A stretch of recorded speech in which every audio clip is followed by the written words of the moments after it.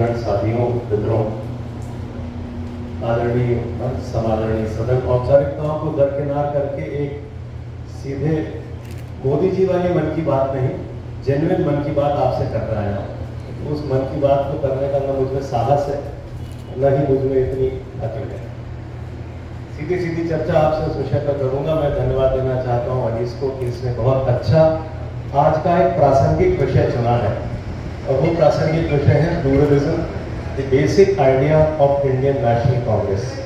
Basic शब्द मैंने अपनी तरफ से जोड़ा।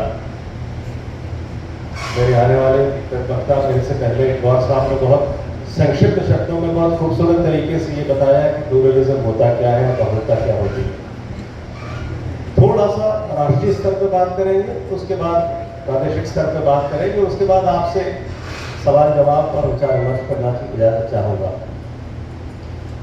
एक सबसे बड़ी चीज जो हमारे सामने आती है वो आती है कि 18 साल से अगर हम 1.5 साल कांग्रेस की सरकार के हटा दें तो पिछले 18 बना करके बेचूं और उन फ्लैट्स में पानी सीने लगे या पानी छूने लगे और सीलन आ जाए, एक अलग विषय है।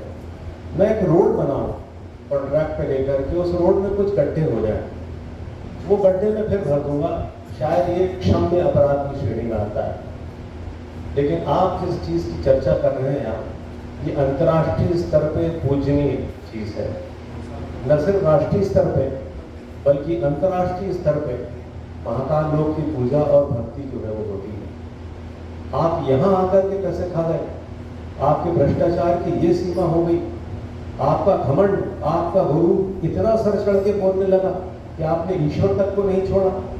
पलट के जवाब मिलेगा, ईश्वर अब आपको नहीं छोड़ेगा। परिवर्तन निश्चित है, कि लिख लीजिए आप मेरे शब्दों को। दूसरी एक छोटी सी बात जो मन में आती है, मुद्दे से आने से पहले थोड़ा सा आपको बैकग्राउंड बताना चाहूंगा। 1911 अगर मैं गलती नहीं करता हूं तो वो वर्ष था जब ब्रिटिश सरकार ने अपनी राजधानी कलकत्ता से दिल्ली को स्थानांतरित करने का निर्णय लिया। करीब करीब राजधानी को स्थानांतरित करने में 20 वर्ष का समय लगेगा, उन लोगों ने असेस करा और राजधानी को दिल्ली ले जाया गया। जब राजधानी दिल्ली गई, स्वाभाविक सी बात है, संसद भवन का भी दिल्ली में होना लाजमी था।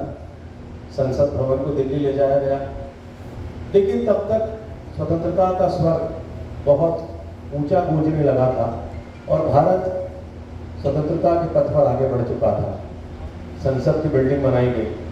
संसद की बिल्डिंग में उन लोगों ने संसद को सुशोभित किया जो बौद्धिक स्तर पे कुछ विचार अपने रखने की क्षमता रखते थे, जो इस बहुलवाद की जिसकी हम चर्चा करने एकत्रित हुए हैं उसका सम्मान करते थे।